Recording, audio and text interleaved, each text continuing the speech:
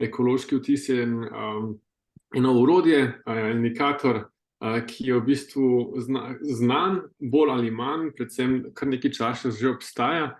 V Slovenijo smo pa mi predvsem probali pripeljati kalkulator ekološkega vtisa, no, smo ga uspešno tudi lansirali pred leti. Ravno zaradi tega, da lahko izobraževalci, vzgojitelji ali pa do drug na splošno ga uporaba pri učnih procesih, ker naslavlja ravno o v bistvu področju trajnosti. Zdaj pa, kot smo se pač tudi že prej pogovarjala, kako zastaviti to predavanje in da ne bi bilo samo predavanje, ker pač razumemo so predavanja pač lahko še malo bolj dolgočasna, ker je sigurno fizično boljše v tem smislu. Sem pripravil nekaj gradiv, no? Predvsem pa me mogoče malo zanima temperatura tukaj. Kdo od vas je že slišal za ekološki vtis? Mogoče lahko vidite virtualne roke, pomigate, kakorkoli. Okay. Kdo od vas je pa že uporabil kalkulator ekološkega vtisa? Okay. Nekaj rok vidim. Super. V glavnem, danes bom najprej povedal, kaj danes ne bomo počeli. Danes ne bomo se učili računati ekološkega vtisa. To je prva stvar, kakšni so zadnje podatkovne baze in tako naprej. To definitivno ne. Zato to ni namen tega. Bomo pa sigurno pogledali malo bolj v bistvu v same rezultate, kaj pomenijo tolmačenje, predvsem pa v bistvu pogledali trajnost kot trajnostni razvoj, upoštevajoč ekološki vtis, če malo širše, in ga probali navezati. To je to. Zdaj pa bom najprej preizkusil tole predstavitev. V glavnem, kaj vse nas lahko nauči ekološki vtis, v redu nauči ali pa mogoče nam pove, je mogoče malo boljša beseda, ampak glede na to, da nekateri že poznate ekološki vtis, ne bom šel v samo teorijo, predvsem pa mogoče, kakor je Ema rekla, predstavil naš inštitut. Mi delujemo od leta 2016, predvsem pa povezujemo teme okolja in zdravja. Včasih ločeno, ampak vemo tudi, da je okolje zelo pomembna determinanta zdravja in hitro se nam lahko kaj vrne v takšni in drugačni obliki. Tako da tukaj se predvsem ukvarjamo s temami, kaj se tiče okolja, kakovosti zraka, podnebnih sprememb. Ekološki vtis je definitivno zelo povezan s podnebnimi spremembami, kot smo tudi danes bomo videli, govorili. Na zdravju izvajamo predvsem v šolah kakšne preventivne programe in pa seveda sektorsko področje okolja, zdravja je sigurno ena pomembna niša, ki jo pač izvajamo v naši organizaciji. Začeli bomo pa z eno igro, in sicer Ribic za en dan. Ne vem, a je kdo od vas že slišal za to igro, nekateri ste se že mogoče igrali, zdaj mogoče malo dvignite roke, samo da vidim kako in kaj. Ok, super. To mi je zelo všeč, da so se nekateri že igrali. In boste mogoče to igro videli malo z drugačnega zornega kota. Če boste v skupini s kakšnimi, ki to niso igrali, celo ni namen, da jim poveste, ampak boste hitro razumeli mogoče malo ozadje tega. Tako da jaz, za tiste, ki pa ne poznate te igre, je pa v bistvu zelo enostavna vaja. In sicer šli bomo v skupine, ta navodila bom še povedal, ampak poanta je, da bomo šli v skupine. Vsaka skupina bo predstavljala eno ribiško vas, in kaj boste vi, ribiči, logično. Živite ob jezeru in noter v tem ribniku boste imeli ribe, ki jih boste pač lovili.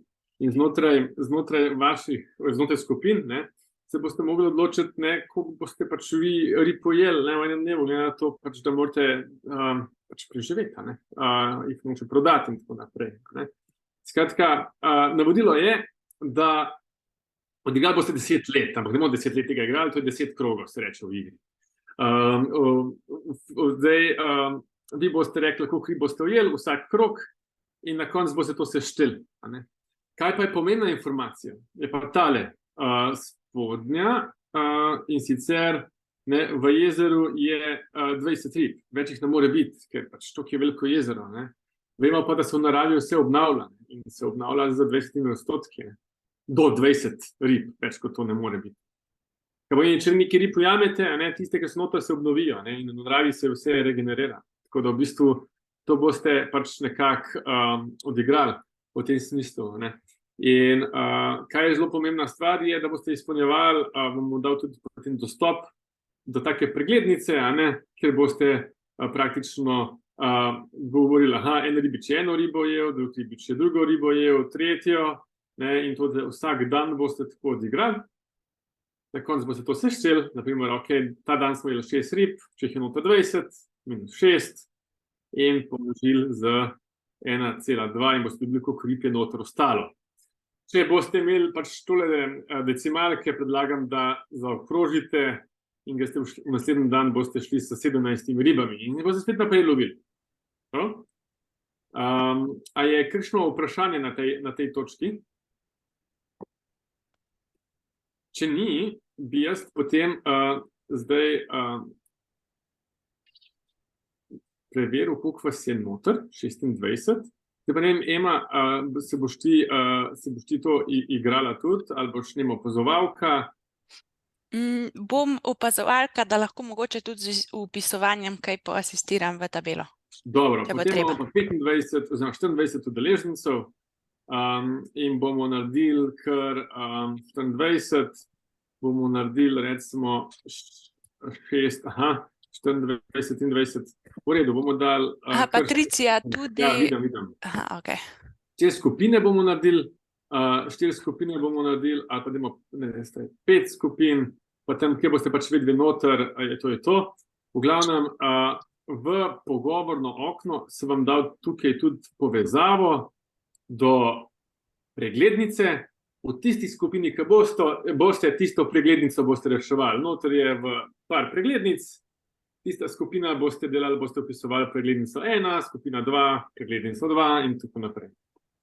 Evo, živijo, dobrodošli nazaj iz svojih ribiških vasic.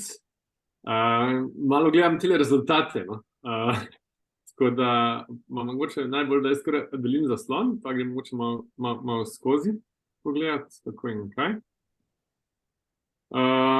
Evo, prva skupina, bomo šli najprej, ni uspelo zaključiti vsega, ampak gremo najprej mogoče z drugo skupino. Evo, je prišlo do konca s 4 ribami, kaj je bilo uspešno. Vidim, da nekako do 1, 2, 3, 4, 5 dneva,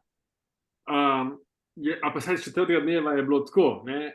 Ste malo kolobarili, enkrat eno ribo, pa drugi nekdo 2, in tako ste malo, vidim, probali se nekako pravično zmeniti, tudi tako občutek sem imel, ko sem bil pri vas.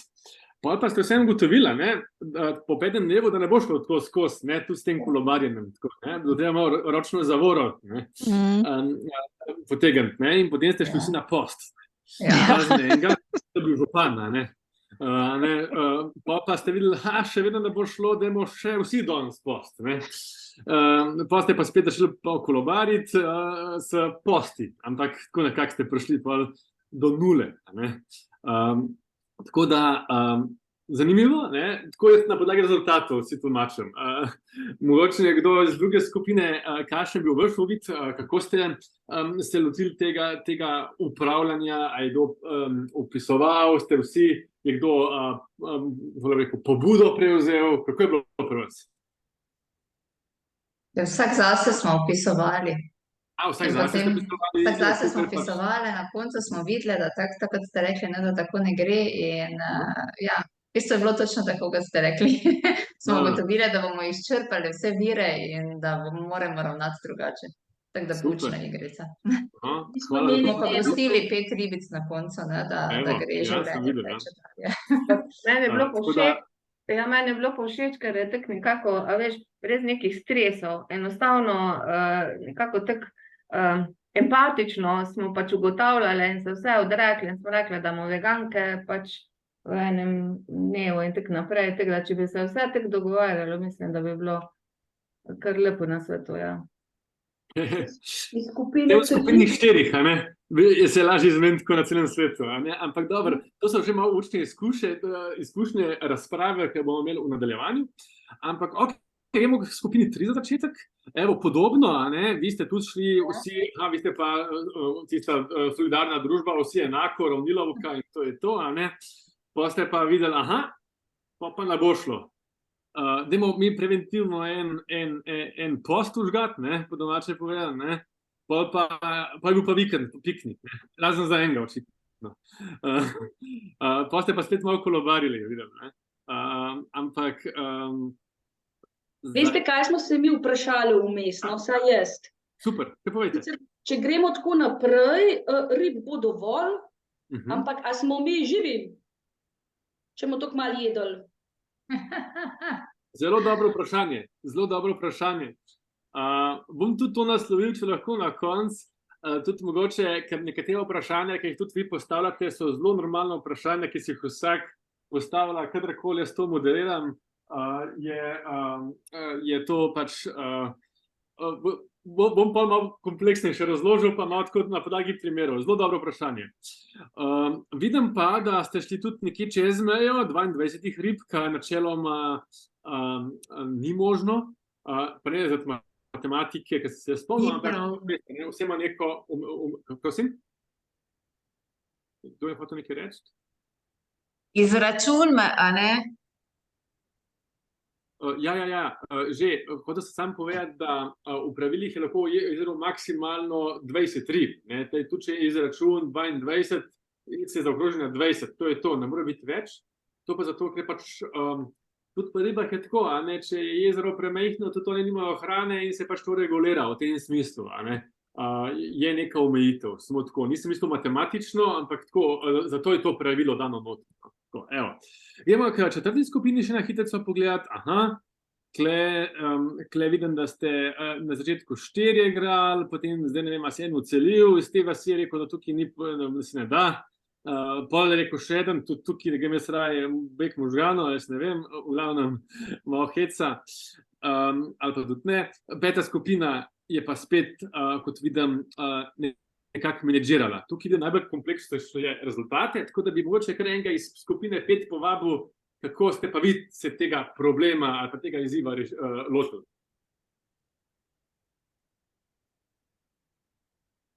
Če je do skupine 5 mogoče, mogoče samo jaz se vrnem na skupino 4, da razložim.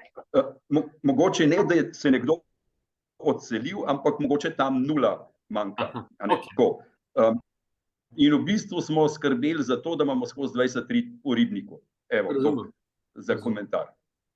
Pač tukaj so 0 in če gledate rezultata, skrbeli smo za to, da imamo 20 rib. Tukaj nikje. Razumem, super. Hvala, no evo, jaz kot sem bil samo pri 2 krogih noter, ne sem se čisto drugače tolmačil, ampak mogoče na podlagi tega pa lahko rečem, da ta 4. oseba ni imel posta, enkrat je imel kar 40 dni, a ne? 40 dni brez rib. Hecam se. Ja. Ampak ja. Veste kako, mogoče niso bila dobra navodila, jaz sem imel občutek, da govorim o skupnosti, a ne, pač ki deluje skupaj, a ne, pač in se dogovarjamo in si pač tudi kaj delimo in tako naprej. Pač super. V tem smislu gre za to, da ohranjamo ribnik poln, mi pa pač se že zmenimo med seboj, tako nekako. Razumem. Skratka, vi ste imeli potem že nekako sekundarne diskusije, ne samo o ulovu rib, pa tudi tiste ribe ujame, kako jih bo delil naprej. To ste hotel povedati, ne, verjetno. Recimo, pač gre za to, da ohranjamo ribnik vitalen. Super. Evo, gospod Andrej Demšar, k vam se bom še vrnil. Evo, super, zelo dobro izhodišče ste dal. Zdaj pa recimo, ki je skupina 5, kot sem rekel, če hoče kdo iz skupine 5, kaj še pripovedati, če ne bi šli naprej, no? Ja, mogoče to, kako smo mi razmišljali, torej na začetku smo se samo malo poigravali pa opazovali učinek. In na nek način se nam je tisto vse, kar je nad 10 zdelo kar v redu. Potem smo šli pa gledati, če je kakšna omejitev, smo se nazaj vrnili na navodila, pa smo rekli, obstaja kakšna kritična meja, pod katero ne moramo iti, tako da malo smo se že koketirali s to idejo, da pravzaprav ne moramo izčrpati naravnih zalog do konca. Pa smo se pa po 10. krogu malo pohecali, pa smo rekli, zdaj pa 2 leta abstinence, da dobimo nazaj noter tam okrog 10 rib in s tem smo zaključili igro. Tako je. Odlično. Hvala za ta povzetek. Evo, mogoče Mogoče, čisto za izhodišče, ta igra ima več različic. No? In sam osebno to zelo rad moderiram v živo. Ker lažje vidiš to skupinsko dinamiko, sami skupinki tukaj moče malo težje. Tukaj se da narediti tudi različne težavnosti te igre. Ne? Sicer pa nekdo je rekel, da mogoče pravila niso najbolj jasna, ampak tudi deloma je namenoma tako. V eni skupini sem rekel, da celo mogoče malo igram hudičevega advokata, ker marsikdaj, kadar jaz to moderiram, me začnejo potem udeleženci spraševati, pa kaj je cilj igre? Ja, ne vem, kaj je tvoj cilj igre. Pa zakaj 20 rib noter? Koliko so velike ribe? Pa koliko jaz rabim rib za preživeti? Ja, jaz ne vem zate, ne vem zase. Potem malo se hecam, ampak namenoma je to, da zgodba je sledeča, da tudi marsikaj mi v svetu na splošnem ne vemo. Niti v sanjih ne vemo, koliko je rib. Nobenih ni preštel, so ocene. Marsikaj še ne vemo tudi o ekosistemih, ne vemo pa marsikaj. Skratka, te interakcije v družbi so lahko zelo kompleksne in kot moderator igre niti ni namen, da daš vsem že vse povedane družbene norme, pravila in tako naprej. Deloma je zelo pomembno, da se to vi sami v igri zmenite, kaj je bilo mogoče zdaj preko spleta malo težje. Ampak zelo zanimivo je to, v različnih okoljih sem to že moderiral, v različnih starostnih skupinah. In zelo zanimivo je, kako so oni demokratični, nekje se hitro pokaže, kdo je lider, začne, s tem rečem župan, začne menedžirati, ok, koliko bomo zdaj, koliko bomo danes, danes je preveč, danes ni, kdo bo post, nimamo prostovoljcev, boš ti, zelo hitro se vidi, zelo različne, pač te interakcije se kažejo. In je to zanimivo, ker pač tako je tudi v družbi nasplošno.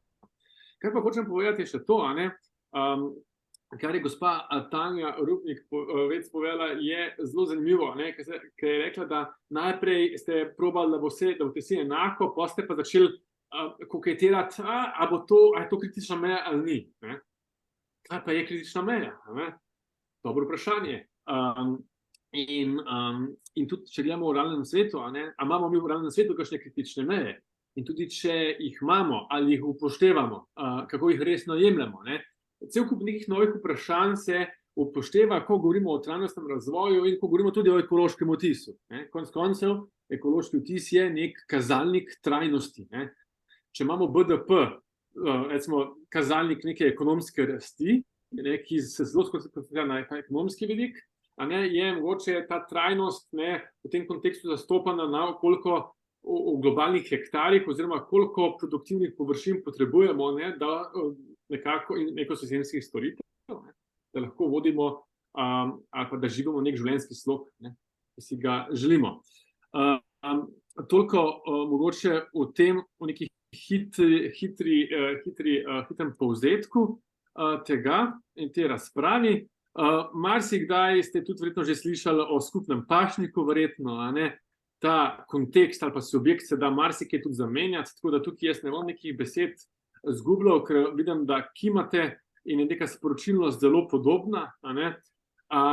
Zelo zanimivo mi je druga skupina, ki je rekla, mi smo se kar lepo zmenili, da je bilo fair, pa da je bilo lepo, ampak kaj pa, če se zgodi, da je več ljudi notri, pa imamo pol težavo, ali pa recimo, enkrat sem pa v srednji šoli to moderiral in ena skupina je vse polovila in sem malo jih tako pohecal, kaj pa zdaj, kaj zdaj? Zdaj ga bomo pa k sosednji skupini, ki imajo še ribe, in pol, dajmo vprašati mi to sosedno skupino, in, a jih boste vzeli, sem rekel, in oni, seveda, da ne, ker mi zdaj šparamo, pa menedžiramo, kako bo, in zdaj bomo oni prišli, ker svojega ekosistema niso znali dobro menedžirati. In tukaj mi je padla ena ideja, ker hitro mi lahko najdemo tudi primere v sodobnem času, na podlagi tega, ko neko okolje rata degradirano in potem začnemo se seliti, in potem kam se seliti, in kako to vpliva na družbene, ekonomske in okoljske vidike drugih področij, hočeš nočeš. Tako da to so kar take diskusije, ki po eni strani lahko pridejo preko igre ven, ampak imamo prakse, tudi v sodobnem svetu, o tem tudi mogoče malo kasneje govorili, ampak teh primerov ni malo v svetu. Evo, tudi verjamem, da ste se srečali že s to shemo. Trajnostni razvoj je nekako, evo, gospod Muhrim, kaj povejte? Ne, jaz bi vas vprašal, mogoče jaz nisem prav zastopil zdaj, ko ste povedali povezava med bruto družbenim proizvodom in ekološkim odtisom. Ne, kot sem sam povedal, da mogoče BDP meri neko ekonomsko aktivnost, je kazalec ene zadeve. Ne? Kot je ekološki vtis, je pa kazalnik nečesa drugega, ne? Meri trajnost, ne? Oziroma koliko naravnih virov, produktivnih površin, ekosistemskih storitev potrebujemo, da živimo znotraj planetarnih meja. To so dva različna kazalnika, hotel sem samo dati pač primer, kaj ene meri, kaj drug meri. Res pa je, da obstaja povezava med obema kazalnikoma. Mogoče malo več o tem kasneje, kako sta povezana. Bruto družbeni proizvod je marsikdaj neobjektivno prikazan, je visok zaradi ravno vplivov na okolje. Ne plačujejo se okoljske takse, ne plačuje se to in tisti drugi indeks, če bi upoštevali, potem sem gledal pač za Američane, imajo, ne vem, gre ne vem do kam, če bi upoštevali tudi ekološki ta del, da takse in to, potem bi bil bruto družbeni proizvod precej nižji. In to so Indija in ne vem, Kitajska in to. Bruto je lahko visok, okolje je pa uničeno totalno. No, ravno to, kar ste rekel, mi daje eno dobro izhodišče ravno za te zadeve, ne? Ta koncept marsikdo od vas že pozna, pa če se vrnemo v naš koncept trajnostnega razvoja in ekološkega odtisa, konec koncev, tudi v vaši igri, ki ste igrali, ste videli, okolje je bilo pač to jezero in ribe v njem, v končni fazi. Vi ste bili ribiči z razlogom, ker ste živeli zraven rib tega jezera. Ampak moramo pa vedeti, da ta družbeni vidik, ste bili ribiči, ker ste ribiči, ste bili ribiči tukaj, ker ste pač živeli zraven jezera in ste pač lovili ribe. Zdaj, tako okolje je bilo. Zdaj, kar se tiče rib kot pomembnega elementa te igre, ki smo se igrali, ribe niso bile samo okoljski vidik, ampak so imeli tudi ekonomski vidik. Tukaj zraven. In zdaj, vi, ki ste bili ribiči, ste pač te ribe lahko pojedli ali pa prodali, kakorkoli, in v bistvu tisti, ki ste nekako upravljali s tem, je trajnostni razvoj v bistvu kot recimo neko težišče, tukaj vse nekem ravnovesju. Zdaj pa tisti, ki niste prišli do konca ali pa ste bili manj uspešni pri tem, je v bistvu lahko rečemo, da je ekonomski krog bil večji, kot sicer. In to je potem vplivalo na okolje, kot tudi na družbo potencialno. Ali pa, če bi imeli več igralcev noter, pomeni, da bi bil več ribičev, bi bil verjetno tudi večji ekonomski interes, ki bi več rib ujel, ampak bi se to pokazalo nekako na okolju drugače. Sicer ta shema ni najboljša leva, ker nekako kaže, da so te krogi vsi enako vredni, pa niso, ker v bistvu ta okoljski vidik je v bistvu kot nek fundament, kot nek temelj, konec koncev mi kot družba, mi ljudje smo del okolja, to smo tudi v nedavnih poplavah lahko kar hitro videli, kako nas to lahko hitro vpliva na nas. Zato v bistvu mi smo del tega kroga nekako. In mogoče samo da zaključim misel, pa da dobi potem gospa Špela besedo. Ekonomija v bistvu je v bistvu izum družbe in temelji tako na družbi in temelji tako kot na naravnih virih v končni fazi, kar pomeni, ta percepcija je mogoče malo drugačna. Zdaj mislim, da ta roka je izginila, zdaj ne vem, ali želite kaj povedati še vedno ali bila zelo napaka.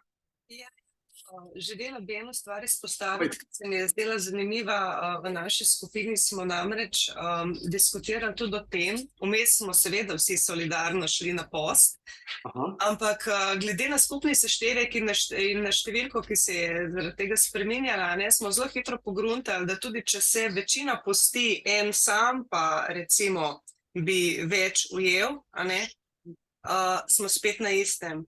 Tako da ta v bistvu učinek solidarnosti se je na nek način potem izenačil s tem, če eden počne drugače, no, tako mogoče čisto, ja. Hvala za ta komentar. No, ampak hotel sem povedati, ne, v tej desni shemi, ne, tukaj govorimo, ne, preden tudi monetarna politika, ne, če gledamo, ne, je imela zlati standard, ne, do 70 let, pa da je vse temeljilo na zlatu, ker pa ni zlato je naravni vir, ne. Govorimo o drugih naravnih virih, ki imajo z vidika ekonomije tržno vrednost neko, ne, kar pomeni, vse nekako temelji na tem področju v končni fazi, ne. Zelo moče ta shema je moče malo bolj da neko ilustracijo, neko perspektivo, no, tako da to. No, če gremo naprej, zdaj bomo na miško, da bom jaz več risal. Zdaj pa bom jaz tele še povedal, teh krat smo zdaj ne moram dati dol, ampak bi eno vprašanje, a kdo pozna od vas Jona Snowa? Pa ne mislim tega televga iz Game of Thrones nadaljevanke, ampak tega desnega. Odkimavate pretežno. Tako da bom povedal. Evo, mogoče en drug vidik tudi tega, ne, mogoče da se v naši temi danesnega razvoja danes dotaknemo tudi mogoče malo zdravja, ne, on je bil zdravnik.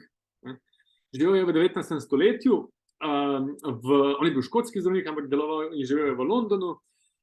In seveda, ne, Evropa od tistega časa, ne, Evropa v tistem času in tistimi higienskimi standardi je pač v bistvu so pestile različne epidemije. Konec koncev tudi mi imamo neko izkušnjo epidemije pred 2 letoma, ne, ampak takrat tista epidemija, ne, bila predvsem epidemija kolere, in en od teh izbruhov se je zgodil ravno v Londonu, ko je on to raziskoval. Zdaj moram pa jaz to nekako zbrisati, pa ne znam. Čakajte. Clear. All drawings, evo ga, super. Da se to poprehite naprej. V glavnem, kaj se je zgodilo, ne?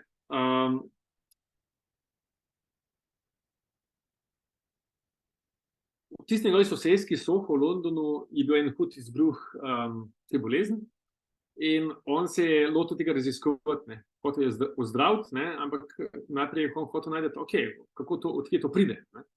In izdelal en tak zemljevidek, ki ste ga tja že nekateri videli, ne. In on je od te sosedske označil vsa gospodinjstva in hiše, kjer je bilo v bistvu, kjer so bili primeri te bolezni. In je nekaj ugotovil, ne, kje je koncentracija največja, ne, tukaj, če bi te pikce umaknili, bi tukaj prebrali Broad Street, ne, in te modre oznake, ne, so vodnjaki. In ta vodnjak, ne, je bil v bistvu onesnažen, ne, ker te pač moramo vedeti, ne, v tistem času so pač tam pili so pač vodo za kuhanje, pranje, ne, uporabljali pač higienski standardi iz tega časa so bili drugačni, ne. In ta ulica je bila tudi neko središče družbenega življenja, ne, kot tudi neko ime pove, ne, gre z neko široko ulico, ne, in tukaj so se srečevali, frekvenca ljudi je bila največja in bojda je bil primer, da pač so tukaj neke deklice plenice prali in se je tako onesnažil vir, ne. V končni fazi ta vir so potem zaprli, epidemiološki ukrepi so bili približno enaki, kot smo bili priča pred 2 letoma, ampak, ne, tukaj zdaj hočem povedati, ne, če gremo nazaj na trajnostni razvoj in tiste kroge, ne, kako vidimo, ne, upravljanje naravnih virov je pomembno, ne, kako upravljamo, kje ima vpliv na družbo in tudi na ekonomijo, če gremo širše trajnostni razvoj kot koncept, kot tak, ne. En drug primer tega, ne, kako lahko neka majhna zadeva, ne, pač onesnaži, ima zraven velik vpliv, je pa naravni dejavnik, ne, kar se tega tiče. Okej. Zdaj, mi bomo danes govorili predvsem o ekološkem odtisu, kot sem že večkrat povedal, ne. To je naš planet Zemlja, ki ga vsi pač dobro poznate, ne, smo prebivalci tega planeta, večino ga prekrivajo oceani in v bistvu vemo, da kopno ni enako, to že geografija, osnovne šola, vemo, ne, da imamo določen odstotek površin, ki so puščave, določen, mislim, tako kot pač, mislim, puščave, mislim, ne samo tiste peščene, ampak rečemo lahko tudi, ne, puščava, Arktika, Antarktika, ki je neka puščiva, Antarktika imamo pač kontinent, ki je pod ledom in praktično je neugoden za življenje tam, kar se tega tiče. Potem imamo hribe gorovja, ki imajo tudi neke svoje omejitve, ne? In če gledamo samo z nekega produkcije hrane ali pa v bistvu tudi naselitve, največ ljudi živi seveda v nižinah, ob rekah, skratka kmetijstvo se odvija tam, kjer so pač pogoji smiselni, ne? In tukaj nek velik odstotek kopnega spet ni primeren za to, logično, ne? In ekološki vtis ravno upošteva te produktivne površine, ki so različnih tipov, niso vse enake, ampak tukaj tudi nekako, če naredimo kalkulacijo, bom povedal samo povzetek, približno 1,7 hektarja pade na prebivalca, globalnega hektarja pade na prebivalca, če bi to razdelili med vse prebivalce enako, da bi lahko zadovoljil svoje potrebe, kar se tega tiče, nekih ekosistemskih storitev. Ampak bomo šli potem malo tudi podrobne tudi pogledati, samo tako, da malo vidimo te proporcije planeta, kot takega, kar pa je zelo pomembna stvar, mogoče, kar bi postavil, tukaj je slika mednarodne vesoljske postaje pred sončnim vzhodom in tukaj vidite mogoče tole svet v ta nek plašček, to je naša atmosfera, ki je zelo pomembna, ki je pomemben dejavnik tega, da smo danes tudi mi tukaj in se mi danes pogovarjamo, da nekako nas greje, da pač daje neke optimalne pogoje na svetu za življenje.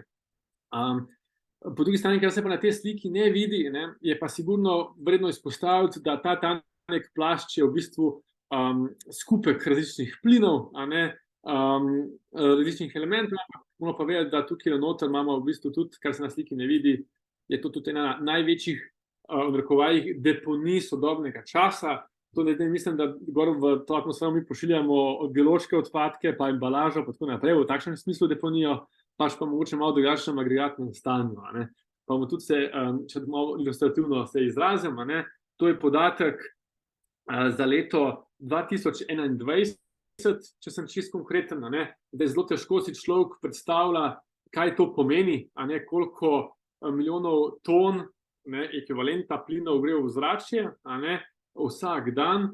Sigurno izkušnja leta 2020, ko je bilo vse zaprto, se je ta delež znatno zmanjšal, ampak zmanjšal se je zaradi krize epidemije. Nismo mi to naredili, ker smo tako planirali, ampak zato, ker smo vzeli druge ukrepe. Ampak konec koncev, samo tako moče si težko predstavljati to številko, ki je ogromna in je abstraktna. Efekt tople grede poznate, to je ta plašč, ki sem ga prej omenjal. Kar pa hočem pač povedati, je sledeče. Vse tele dejavnosti, ki jih tukaj vidite, nekako prispevajo k tistemu podatku prej, ki sem mu rekel, izpustov pač toplogrednih plinov. Tukaj govorimo od intenzivnega kmetijstva, predvsem značilno za primer Brazilija, Bolivija in tako naprej, kjer se velike površine gozda enostavno zakurijo, da se potem tam naredijo pač intenzivno kmetijstvo. Govorimo o neki dvojni škodi, tudi za obračunavanje ekološkega odtisa, ker ta gozd je prej izsrkal CO2 iz zraka, zdaj ga pa ni in na teh površinah, kjer se je prej to dogajalo, se ustvarjajo toplogredni plini, predvsem intenzivno kmetijstvo. Pa imamo tudi mobilnost, promet, pa ne mislim samo kopenski, ampak tudi ladijski in pa v bistvu letalski. Potem imamo tudi energetski sektor in tako naprej. Pa imamo pač različne vire, ki prispevajo k tistemu podatku tam. Zdaj, to je nek podatek, spet pa danes ne bomo preveč o grafih govorili, ampak mogoče se mi zdi en zanimiv trend pa hod mogoče tega, ker si je težko predstavljati spet tudi to, koliko milijard pač ton CO2 ekvivalenta je v zraku. Ampak ta trend je zelo pomemben tukaj, nekemu navadnemu laiku, je tukaj nekako ta trend se je nekako za industrijsko revolucijo začel, pa bom kar tukaj malo narisal in gre tako gor, ne. Zdaj, zanimiv je tale vidik noter, ne, ima domoče kakšno idejo, kaj tole predstavlja, zakaj je bil tukaj takšen padec, mogoče malo bolj izrazit. Ima to slučajno kakšno idejo? Zdaj bomo malo interdisciplinarni. Svetovna vojna. Ne, ni še svetovna vojna, je pa obdobje... Ne. Ta depresija, v bistvu ta industrijski, torej ta svetovna depresija. Tako, svetovna gospodarska kriza ali depresija leta 1929 se je začela in se to kaže v bistvu tudi v hudem padcu ekonomske dejavnosti in posledično tudi v bistvu vidimo v manjših izpustih, če gledamo, ne. Zdaj, gospod Muhrem Husić je prej postavil vprašanje povezanosti, a ne, različnih kazalnikov in BDP, povedal svoje razmišljanje, ne. Definitivno, predvsem po drugi svetovni vojni in pa konec koncev do danes, zdaj se sicer malo razlike kažejo že, ne, ampak lahko rečemo, da obstaja korelacija med višjim BDP-jem in logično višjim ekološkim vtisom. Bodimo realni, ker ekološki vtis največ pade potem ravno na rabo fosilnih goriv in ogljični vtis, kar pa je zelo povedano vtis potrošnja, a ne. Mogoče ena hitrica, bomo tudi kasneje malo še bolj konkretno videli. No, nekdo je prej omenil vojna, evo vojna, to je druga svetovna vojna, sicer je majhen padec, ampak moramo vedeti, da vojna v Evropi kljub temu, a ne, je vplivala še vedno na izpuste, pa ne mislim samo iz voskovanja, predvsem pa tudi iz proizvodnje, predvsem orožja in drugih elementov vojnega gospodarstva, ne. Ampak kaj pa zanimiv trend tukaj gor je pa tole, a ne, praktično eksplozija, ne, rast. In zakaj ta rast? Moje logično vprašanje. Kaj mislite vi?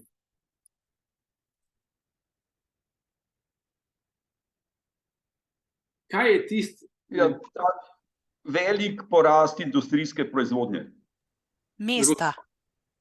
Tudi mesta. Skratka, najprej, že prve dva, kar sta rekla, lahko rečemo, da tukaj ni enega razloga, ki bi bila čarobna paličica in bi to naredil, ne. Okej, Ema, čeprav vidim tle, je rekla mesta. Sigurno, začelo se je proces urbanizacije, kar pomeni, prebivalci so hodili v mesta so začela rast, ampak zakaj pa so ljudje hodili tudi v mesta? Zaradi služb, dela, industrije, industrializacije, obnove, in to je bil drugi komentar tukaj, ki je gospod rekel. Ne? Kaj še? Evo, gospod Muhrem Husić, izvolite. Ja, praktično mi, kar imamo tudi na svetu, ne samo pri nam, v glavnem pretežno še vedno je linearno gospodarstvo. In zato v zadnjem času veliko slišite, govori se o krožnem gospodarstvu, kjer se uporablja celoten cikl življenjskega ali izdelka ali česarkoli praktično. In to je tisto, ker mi smo tudi v Sloveniji včasih govorili, da so se emisije zmanjšale. In sem jaz na enem posvetovanju bil, pa sem vprašal, zakaj so se zmanjšale emisije v ozračje, zato ker mi dobro zdajle delamo, ali pa zaradi tega, ker je bila vsa industrija tista, ko je bila onesnaževalec najhujši zaprta. Ja, tega ni bilo ločenega. Ja, potem je pa zelo nesmisleno take podatke potem uradno od oseb, kateri pač so z tega področja in te podatke dajo. Zato pravim, linearno gospodarstvo je tisto, v katero mene zanima, da jaz zaslužim in nič drugega. Naredi, prodaj, zasluži tako. Krožno gospodarstvo je pa dejansko čist drugo, in če bi se obnašali krožno, to je trajnostno praktično. Tukaj tudi, mislim, gospod Muhrem je povedal, že v bistvu deloma tudi neke predloge za izboljšavo, realno gledano, ne, ampak ja, tukaj definitivno govorimo o linearnem gospodarstvu, to treba podčrtati, definitivno, sigurno, ja, zdaj se vedno več govori tudi o krožnem gospodarstvu, kako tudi podjetja, tudi mi nekaj sodelujemo, kako narediti poslovne modele, da so krožni, vedno bolj, tudi in da ne linearni, absolutno. Okay, ampak če gremo naprej, kakšni so še drugi razlogi? Krožno gospodarstvo. Industrializacija kmetijstva. Da, ne vem, razne fitofarmacevtske, da so začeli proizvodno seliti na druge kontinente, da dejansko se to prevaža, pa sama embalaža. Tako da puhno reči. Če prav razumem. Tako? Malo ste že povedali tudi malo globalizacija kot taka. Industrija se širi na druge konce sveta, masovna proizvodnja, to ste hoteli povedati. Tako, v tem smislu. Ja, pa tudi način, kako se proizvaja. Seveda. No, tukaj je zanimiva ena stvar, proizvodnje in tega, en padec v 70-ih. Nekateri od vas se boste spomnili, verjetno tele par naftne krize. Tukaj lahko povemo, dejansko gospodarstvo temelji na fosilnih gorivih. In tukaj tudi to linearno povezanost vidimo. Še ena stvar, ki bi tukaj rekel, izboljšajo se socialni pogoji, zdravstvo in tako naprej, kar pomeni tudi vpliv rodnosti in prirast prebivalstva, predvsem pa na drugi strani podaljševanje pričakovane življenjske dobe. In na koncu imaš ti tukaj veliko prebivalstva, pa več prebivalstva kot prej, ki troši več kot prej in proizvaja več kot prej. In tukaj nekako gremo v to smer. Zdaj, jaz ne bi rad pri tem suhoparnem grafikonu ostal, bi pa definitivno rad, da damo en filter, dajmo dati čez to. Zdaj, če damo mi tukaj tale filter čez, tukaj so pa v bistvu povprečne globalne temperature. Zdaj vidimo tukaj, res je, tukaj se je končala mala ledena doba, ampak nekako vidimo, da pred drugo svetovno vojno smo okoli neke nule, če damo to v časovno skalo konkretno. Pol pa vidimo, da če je proizvodnja in ta emisije toplogrednih plinov eksponentno praktično začela naraščati tukajle, se je to kazalo z zamikom. Vidno, planet je en superračunalnik, je velik in se vse takoj ne pokaže. Tukaj malo tudi zamika. In se to kaže tudi od 70 let naprej. In v 70 letih, če gledamo tudi globalni kazalnik ekološkega odtisa, ekološki odtis je v bistvu kakšen je odtis in kakšna je biokapaciteta. Ali porabimo več, koliko lahko naš planet obnovimo v enem letu. In v 70 letih mi prvič presežemo to, da potrošnimo v narekovajih več, koliko lahko se planet obnovi. To se je začelo, ta prvi menik se je zgodil v 70 letih. In to se tukaj v 70 letih se je začelo tudi prvič kazati tole. V bistvu povprečne temperature globalno začnejo počasi rasti. Zdaj, tukaj tudi moramo vedeti razlike med vremenom in podnebjem. Tukaj govorimo o podnebju. Kratka, v povprečju vremena na 30 let. Ali po nekem daljšem obdobju, pa tukaj, ker tukaj so lahko razlike zelo velike. Da ne mešamo tega, ker marsikdo tudi to meša tudi od javnih oseb in potem dela zmedo in interpretira podatke napačno. No, če gremo potem naprej še pogledati, če gledamo tudi tale vidik, predvsem v zadnjih 20 letih, lahko gledamo, že kar tekmujemo, če spremljamo ARSO ali pa mednarodni panel za podnebne spremembe, lahko kar gledamo, katero poletje je bolj vroče od drugega. In zanimivo je, da večina je teh v 21. stoletju. Ta trend, ko se je začel v 70 letih, se pač nadaljuje, to moramo vedeti. Zdaj, če damo te kontekste naprej, kako se to segreva, vidimo tudi, katera področja se ne segreva enako in katera področja so najbolj na udaru, se hitro vidi, ampak slej ko prej se kaže to tudi v vročinskih valovih, tudi za Slovenijo, vročinski valovi so vedno močnejši, daljši, in njihova sezona se podaljšuje logično. Če gledamo v kontekstu zdravja, so najbolj za zdravje problematični tisti zgodnji, junijski, to pa zato, ker človek se lahko prilagodi do neke mere in organizem se lahko prilagaja in tisti avgusta, imaš ti že celo poletje za sabo in se organizem do neke mere lahko prilagodi. Tisti, ki pa so takoj iz nekega prehodnega vremena, gre v hud vročinski val, je pa tudi največja toplotna obremenitev za prebivalce, še posebej ranljivejše skupine, kamor sodijo tudi majhni otroci, nosečnice, starejši, kronični bolniki, to so definitivno tiste demografske skupine, ki so najbolj na udaru.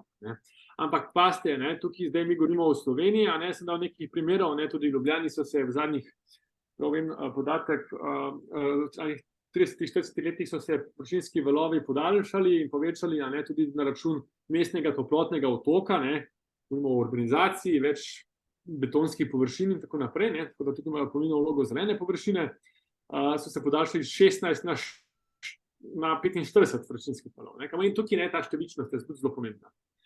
No, pa če gremo malo konkretno pogledati, tukaj zdaj govorimo predvsem v arabskem polotoku in Severni Afriki, temperature, ki praktično niso več možne pač nekega življenja. Zdaj se prečujem tukaj, določene zadeve so v angleškem jeziku, ampak bom tolmačil, če ima do težave.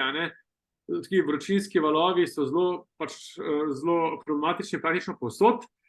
Tale karta prikazuje severno Sibirijo in te so za Sibirijo so nasplošno značilne velike amplitude ali pa velike temperaturne razlike znotraj leta, ampak moramo vedeti, da tukaj so ogromna področja permafrosta ali površin, ki so nenehno zamrznjene, ampak če se začne permafrost taliti, se tali marsikaj zraven, vključno z toplogrednimi plini, ki so spodaj v tleh, konkretno metan. In dela dvojne probleme lahko, naprimer. Tako malo kontekst, tukaj gor v levem zgornjem kotu vidite, nekako ste videli lahko leto izmenjene temperature, tega vremenskega ekstrema in pa lokacijo. Zdaj, moramo pa vedeti, da večina toplote pa ne pade samo na področja, kakor so v bistvu kopno, ampak tudi naše oceane in morja. Oceani največ te odvečne toplote nekako ustrobirajo, zavzamejo, če temu tako rečem, nekako bolj poljubno. In če gremo spet našim zadnjim suhoparnemu grafikonu in ga bomo dali v kontekst, če smo prej videli, industrijska evolucija in izpusti toplogrednih plinov so se začeli tukaj nekako, po drugi svetovni vojni in gre gor. To je temperatura šla, ne temperatura, to je šla, se upravičujem, pač toplogredni plini. Toplogredni plini, pa bom kar napisal CO2, čeprav tukaj imamo CO2 ekvivalenti, potem smo ugotovili, da se je temperatura kopnega povprečno globalno začela dvigovati od 70 let naprej. Zdaj tukaj lahko dejansko imamo učno uro geografije in vidimo, kako deluje voda. Voda se počasi segreva, ampak tudi počasi ohlaja. Zato se oktobra lažje kopaš oktobra kot aprila. In se je ta zamik pri oceanih pokazal še malo kasneje. Pač pride nekako za zamudami. Tako da v bistvu nekako tudi temperatura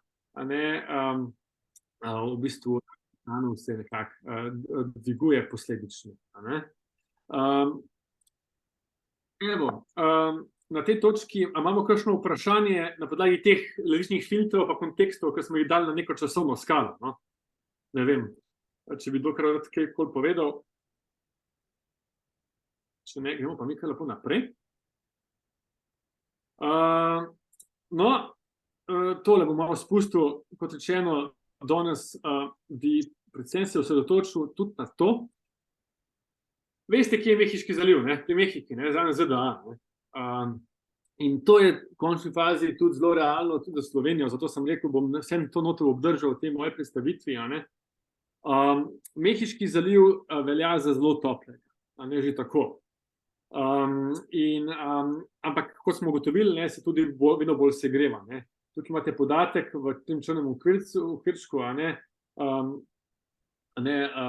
da je bila v bistvu čas hurikana Ide, to je bilo leta 2021, ne, tale v Mehiški zaliv za 4 stopinje toplejši kot običajno. Ne. In moramo razumeti, ne, če se voda segreva, kot če bi čaj kuhal, ne, voda hitreje izhlapeva in se potično ohlaja. Ne. In bolj, ko je toplo, hitreje izhlapeva in posledično tudi te konvekcijske padavine oziroma te vročinske nevihte, če temu rečemo, ne, so močnejše. Ne. Podobno je pa pri hurikanih, ne, tukaj je nasplošno ta področje, značilni so hurikani, ne, ki pač potujejo čez male in velike Antile proti ZDA, ne, in logično, ne, tudi sezona hurikanov se podaljšuje in ti postajajo vedno bolj intenzivni ravno zaradi temperature morja, ki je ključni faktor tudi v tem. Ne. In tukaj lahko, to se tudi povedalo v bistvu na Arsetu, čeprav razumem, ne, da izredno toplo morje tudi v Sredozemlju, ne, je definitivno tudi pripomoglo k tem hudim padavinam, ki smo mi priča v Sloveniji v končni fazi. Ne.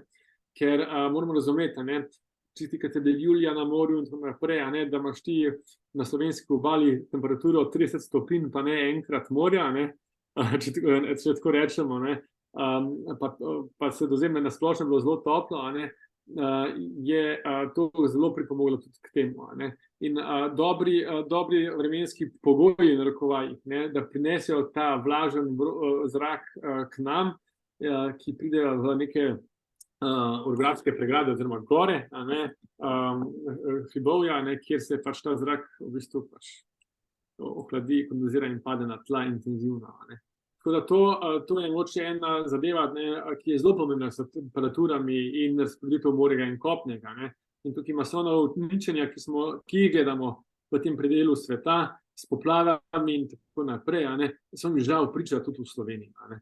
Ampak to so dogodki, ki se kažejo povsod, ne samo v Ameriki, tudi v Aziji, ne, se imenuje pač tajfun.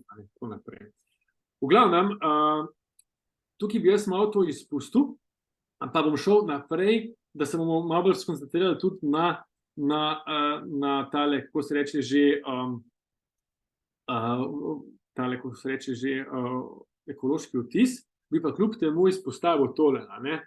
Na drugi strani lansko leto smo bili priča tudi visokim temperaturam in pa suši, in tukaj vidite tudi eno primerjavo, kakšna je povezanost med visokimi temperaturami, ne, in številčnostjo požarov. Ne. To ni znanstvena fantastika. Oprosti, a imaš kakšen slajd, ker mi ga ne vidimo? Hvala za tole, očitno je malo šlo. Ne? Ja. Zdaj se pa odlično. Evo, a ne? Kar pomeni, če smo šli zdaj tukaj k tem hudim padavinam, ne, moramo tukaj na drugi strani tudi drug ekstrem nastaviti. Ne? To je sušnost in pa vročinski valovi, a ne, tukaj neka povezanost. Ne? Lansko leto, ne, predvsem Kras, Primorje, ne, je bilo predvsem na udaru, kar se tega tiče. Letos spremljamo hude požare v Grčiji, Španiji, Portugalskem, tudi ne, v Evropi. Ne.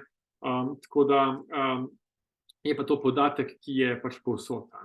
Tako da tukaj je drug ekstrem. No in če damo mi vse tele ekstreme, ne, in vse te zadeve v neko časovno skalo, vidimo, da se te stvari pač nekako povečujejo. Ne. In to, tudi če se pogovarjamo o ekonomskih zadevah, to tudi stane. Ne. Vemo o zavarovalnicah, škodi, vpliva na BDP, če hočemo. Ne. In namenoma sem to rekel, to pa zato, ker uvodoma smo govorili o tistih 3 koncentričnih krogih trajnostnega razvoja in vse te zadeve, kar pomeni, ne, neke ujme, neke dogodke v naravi, hočeš nočeš, vplivajo na ekonomske kazalnike in vplivajo na družbo kot tako življenje in tako naprej. Smo vzeti v zakup. Dobro, zdaj nimamo časa še nekaj malega in nočem končati na takšen način, da bomo zelo rekel, taki bomo malo pesimistični. Dejstvo je, da se da marsikaj spremeniti in obstajajo že zelo dobre prakse.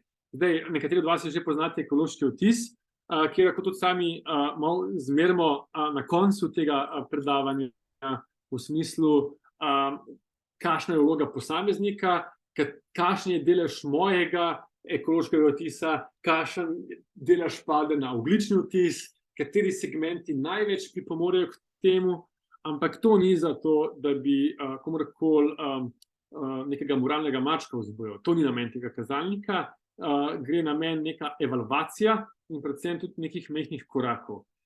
Vedno dostikrat, ko komuniciramo dan ekološkega dolga, to je tisti dan, ko na globalni ravni porabimo vse vire in ekosistemske storitve za tisto leto, letos je bil to 2. avgust, dostikrat novinarji postavijo kakšno vprašanje, kaj pa posameznik lahko naredi, kakšne ukrepe lahko sprejme, da bo to rešil. Marsikaj lahko posameznik naredi, ne pa vsega. Jaz vedno govorim in sem mnenja tega, da posameznik lahko veliko naredi, majhne ukrepe, analizira svoj življenjski slog zagotovo, je pa zelo pomembno, da so tudi sistematični ukrepi na družbeni ravni sprejeti in pomagajo tudi posameznikom lažje in bolj trajnostno živeti. Kar pomeni, da rabimo sistemske družbene ukrepe in pa posameznike. Kar pomeni, da imamo v bistvu, se najdemo nekako na pol poti, imamo bottom-up in top-down pristop, kot se temu reče v angleščini. Poleg tega imamo ogromno dobrih praks po svetu, ki že obstajajo. Mislim, da takšne prakse bodo mogle postati nek mainstream. Naprimer, premisliti marsikaj, ampak taki majhni ukrepi lahko ta dan ekološkega dolga premaknejo nazaj. In potem pomeni, ne porabimo naravnih virov avgusta že, ampak jih zamaknemo. Če damo v kontekst vaše igre, ki smo jo igrali po skupinah, kateri dan, oziroma katero leto ste vi porabili vaše ribe, je nekako lahko najdemo neko vzporednico s tem dnevom ekološkega dolga. Zdaj, tukaj bom jaz šel skozi nekaj primerov dobrih praks, po mojem mnenju, ki jih tudi komuniciramo z našimi partnerji, to so Global Footprint Network, ki so tudi postavili z nami ta kalkulator ekološkega vtisa, da ga imamo zdaj dostopnega v Sloveniji. Samo sekunda. Vidim, da ta link ne deluje, tako da bom jaz kar ročno to noto nesel.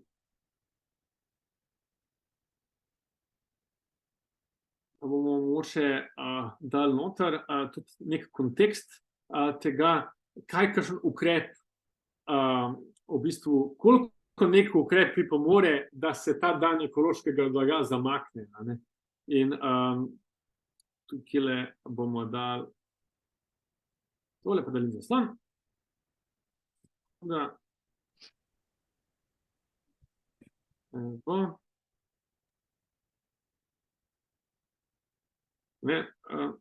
Tukaj imamo cel kup ukrepov, sem da zdaj še tole urodno vrstico. Ja, trenutno ne vidimo. Vidite, ne? Ne. Ne še? Bom pa še enkrat poskusil. Srečno. V glavnem, sem da smo preveč okno odprtih. Evo, zdaj lepo, boste vsak čas videli.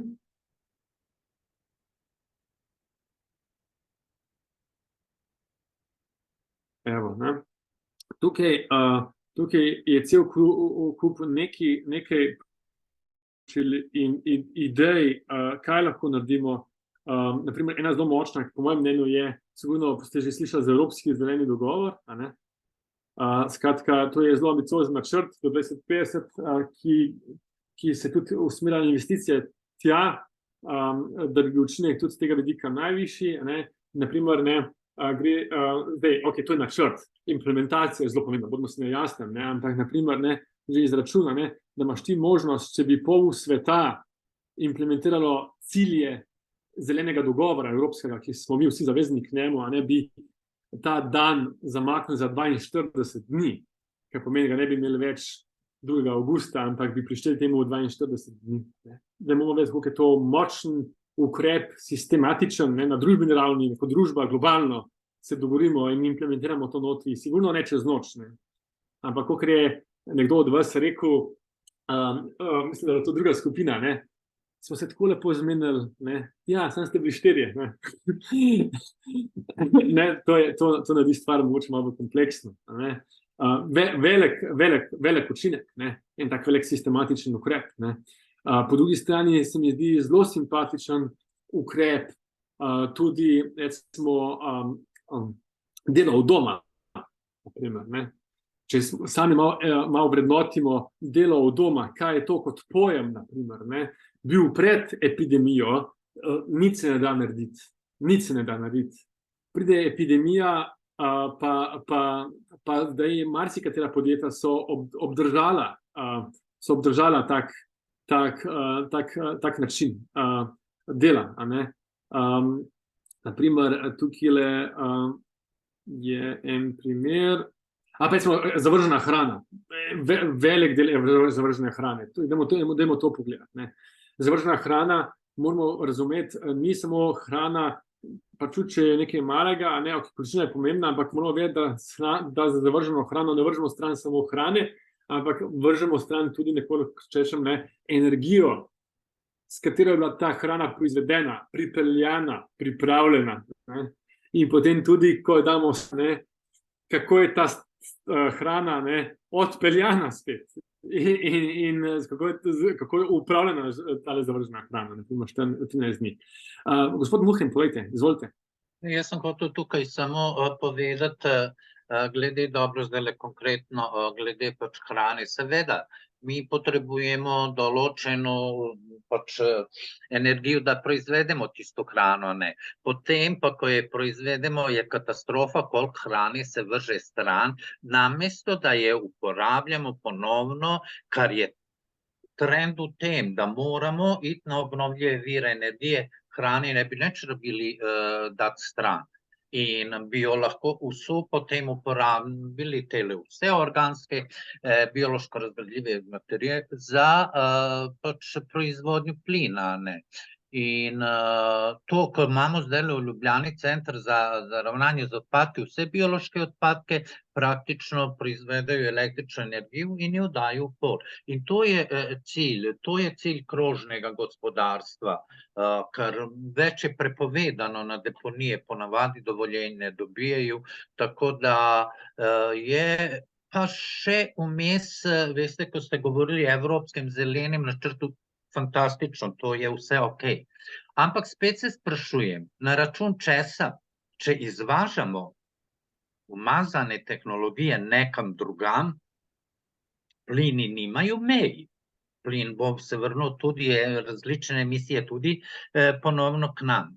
Ali pa, če ne vem, v Afriko tole, ne vem, izvažamo, na različne načine so njihove bolezni se prenesejo k nam. Tako da tukaj je zelena, ja, ampak ne more Evropa samo biti zelena, ker drugi niso in v vsakem primeru je koristno.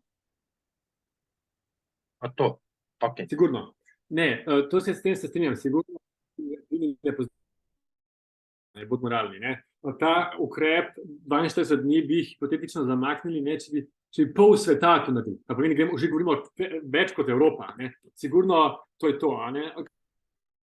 Pa neke ekonomske moči Evrope, ne. Če Evropa kot neka ekonomsko urejeno postavi nek tak standard, ne, je dostikrat tudi neka zvezda severnica lahko komu tudi naprej, a ne. Zdaj se pa absolutno strinjam s povedanim, ne, bod moralni. Tukaj ne moramo se pomišljati. V redu. Skratka, samo tako malo za pokušino, zelo veliko nekih primerov se že dogaja, dobrih praks.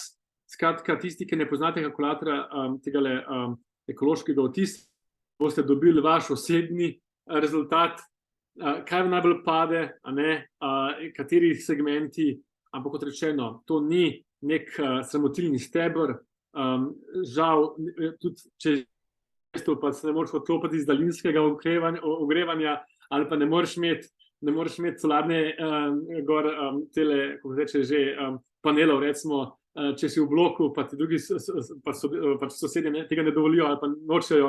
Skratka, so omejitve, bodimo realni. Zato rabimo tudi sistemske ukrepe, da to pripomorejo.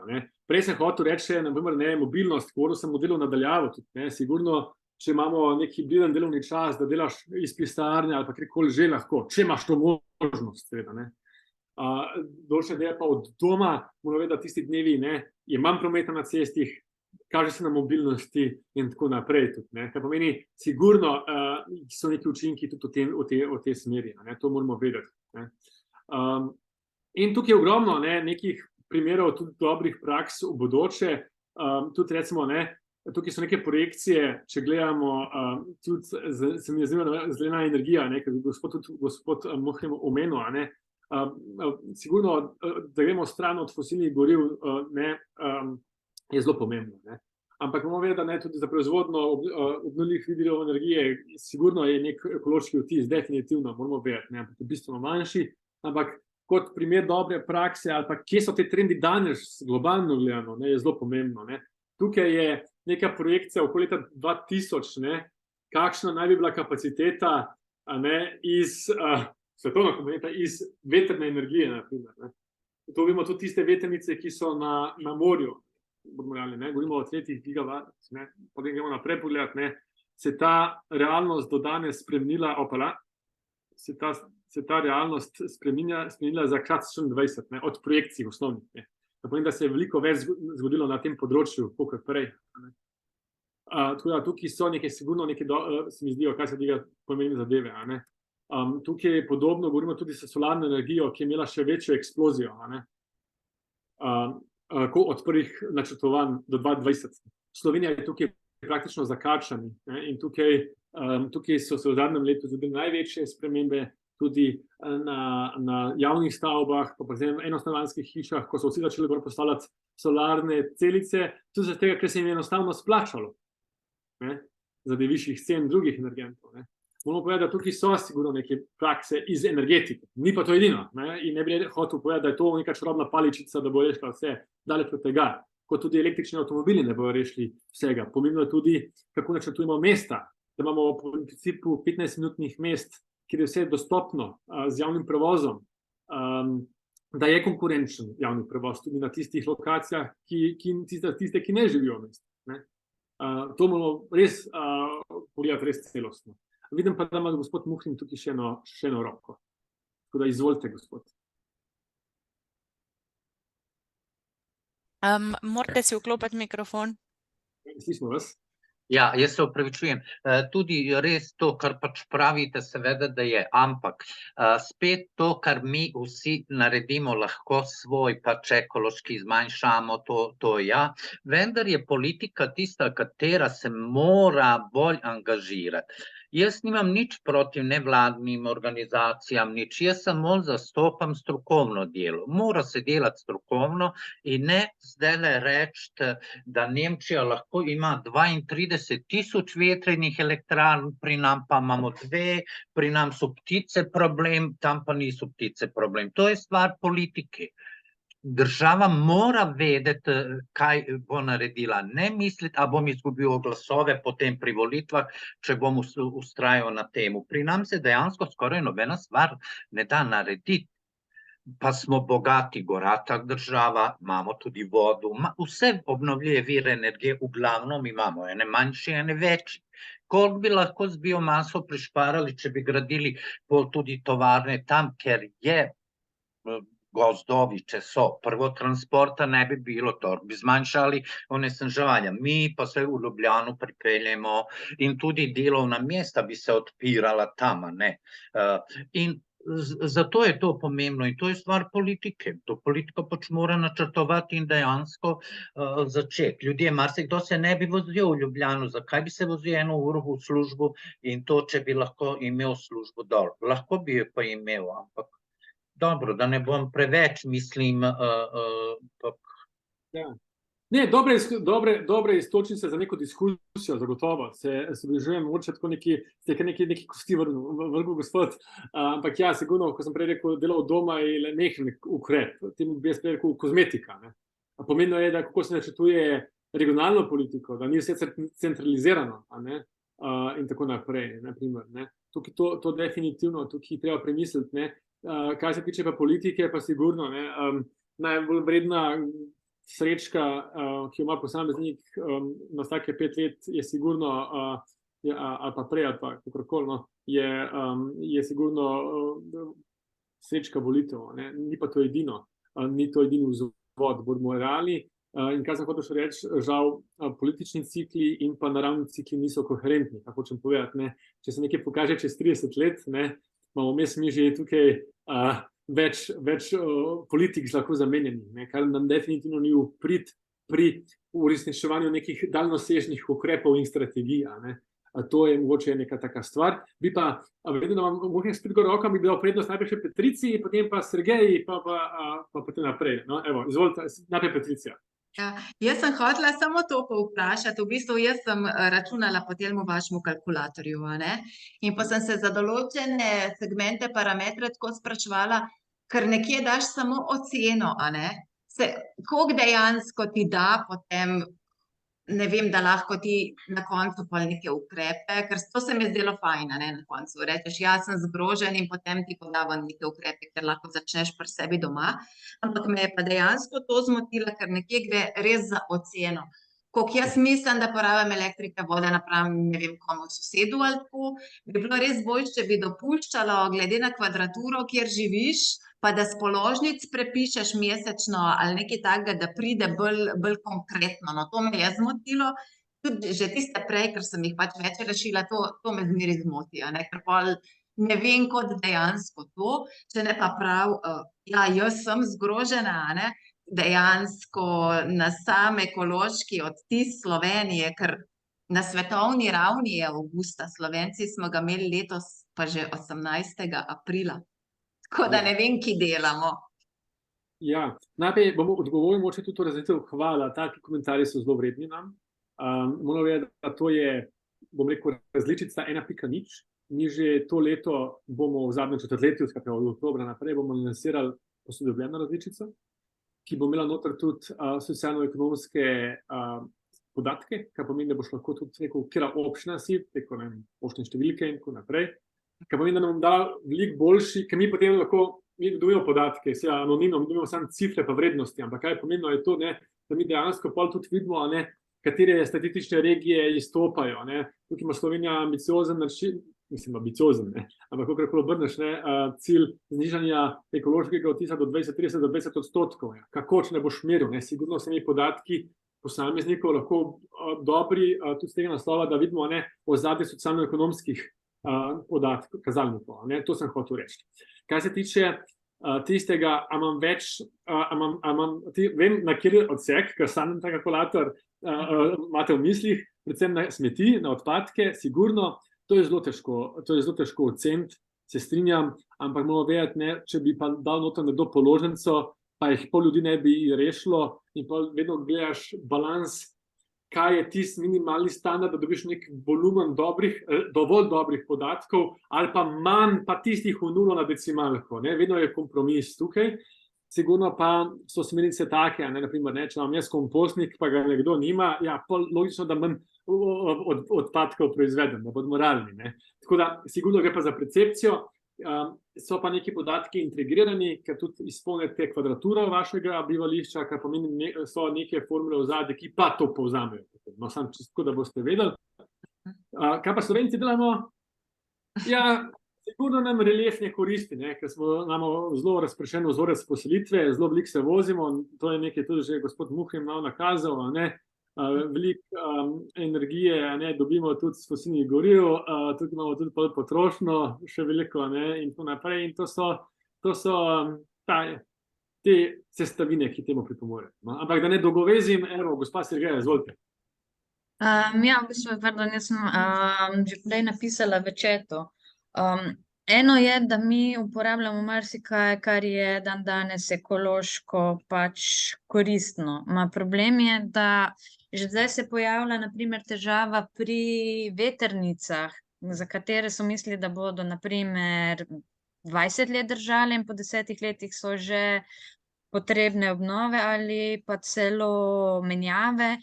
in niti ne vejo, kako jih reciklirati. Kaj se pa bo delalo v tej smeri, da tiste stvari, ki so ekološko za nas sicer koristne, da bodo kasneje tudi razgradljive oziroma da ne bodo na koncu pustile večji ekološki problem, kot pa ga dejansko rešujejo. Ker naprimer avtomobilske baterije pri teh avtomobilih, ki so danes še vedno, in tudi zdaj se pričakuje od nas, da bomo pri hišah, kjer se bo dalo gor sončne celice, da se bo delalo hranjevalnike energije, se pravi po domače baterije. Ampak ti dejansko povzročajo bistveno večjo škodo spet, kisline in podobno. Ja, jaz bi tukaj samo poudaril, možda to sem prebral sem tudi v chatu, se mi zdi zelo zanimiva diskusija. In obstaja neka sigurno bojazen, ampak tukaj bi se mogoče navezal na diskusijo prej, pa mislim, da je spet gospod Muhrim prej povedal o nekem krožnem gospodarstvu. Podatki kažejo, da mi na globalni ravni leto gospodovo, leto 2022, ko so podatki za nazaj, približno 7% stvari recikliramo na globalni ravni. Kakšen imamo tukaj mi potencial in manevra? In tukaj so dobre prakse, tudi tisti letalo, ki se lahko uporablja, tudi Rolls-Royce primer. Imamo neke modele krožnega gospodarstva, kako se uporabijo, imamo podjetje v Sloveniji, ki dela tudi vlak ponovno uporablja. Hočem povedati, marsikdaj mi delamo in to je čisto upravičeno, ampak možda duh časa, ker danes tudi smo, ker smo toliko časa živeli, pa še živimo v tem linearnem modelu, da rečemo, če imamo mi telefone, bojo telefoni odpadek. Ampak telefoni notri imajo naravne vire, notri imamo mi zlato, imamo mi druge surovine. Dajmo se vprašati, kako mi to ven dobiti rajš. In po enkrat to ni odpadek, ampak zdaj govorimo o smetiščih, ki so lahko novi rudniki, ampak so v bistvu lahko niso smetišča praktično, ampak so v bistvu zelo vredne substance tam. In enako velja za avtomobilske baterije noter.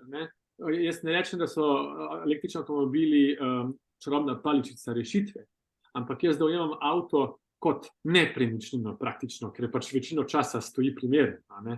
In po eni strani je električen avto že hranilnik energije sam po sebi, lahko, če jo polniš in jo hrani, da jo porabiš ti za vožnjo.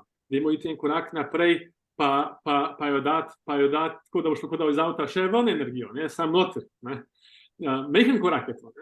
Ali pa imamo pilotne avtomobile, ki imajo namesto strehe gor solarne celice že, pa je zaprt sistem. Hočem povedati, imamo že zdaj več časa, bi lahko zdaj o tem govorili, res je. Ampak hočem povedati, da sigurno ne smemo gledati le in izključno s očmi to, kar imamo zdaj. Ker tukaj definitivno je tudi ekonomski interes na koncu dneva, ker naravni viri so oziroma bodo problem, nekateri so že zdaj in bo treba najti rešitev na tem področju. In tukaj je korenček, da gremo tudi v inovacije na tem področju. Evo. Bi kar počasi zaključevali, da ne bomo preveč čez urnik šli danes, tako da... Ja, sem res, smo šli že čez. Ja, to je pri meni kar bojazen, se opravičujem. No, jaz bi mogoče samo odgovoril na dve pripombe ali opozorila, in sicer gospa Patricija je pač povedala, da je ekološki odtis zelo slab, seveda pri nam. Tudi tisto, kar mi sprejmemo v Bruslju, da moramo toliko pa toliko zmanjšati.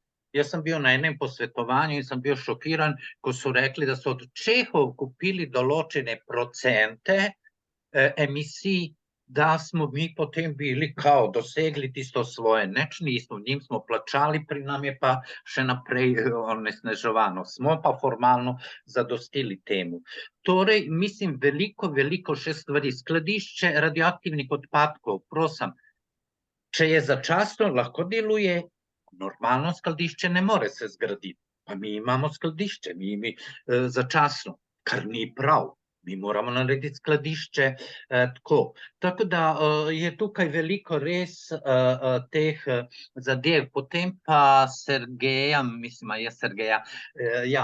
bi vas mogoče majčkeno samo ohrabril glede pač novih res teh tehnologij in tega bi nekje morali sproti razvijati tudi način, kako bomo reciklirali nastale odpadke ali tako.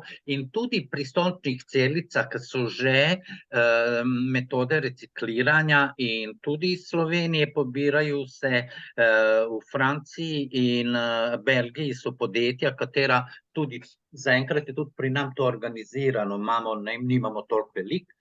Dela se na tem in tudi za baterije, ker jaz vem, da kolege na inštitutu kemijskem razvijajo baterije, istočasno tudi postopke, kako jih bojo reciklirali.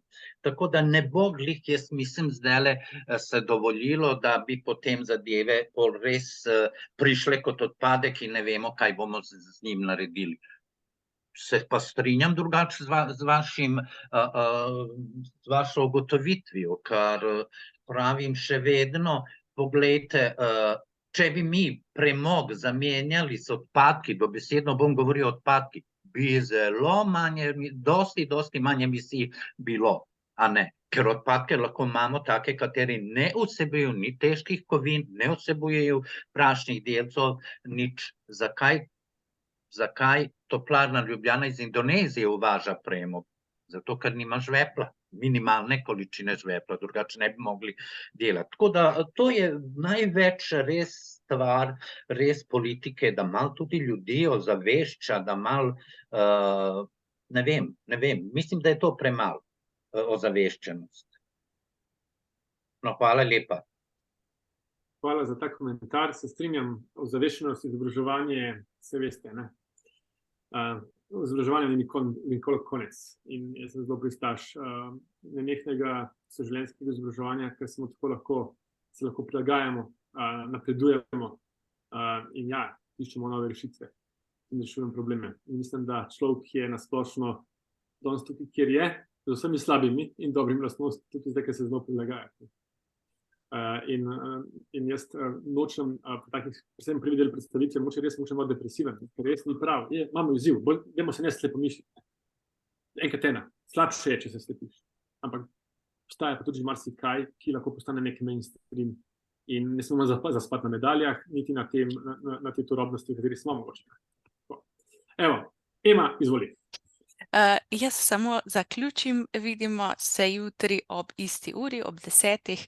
Rok Novak bo z nami, danes bom tudi še poslala en povzetek, da boste imeli tudi vedno bolj v inboxu zgori te linke. Tako da hvala vam za danes in še posebej hvala tudi Tomažu za to odlično predavanje. Nasvidenje.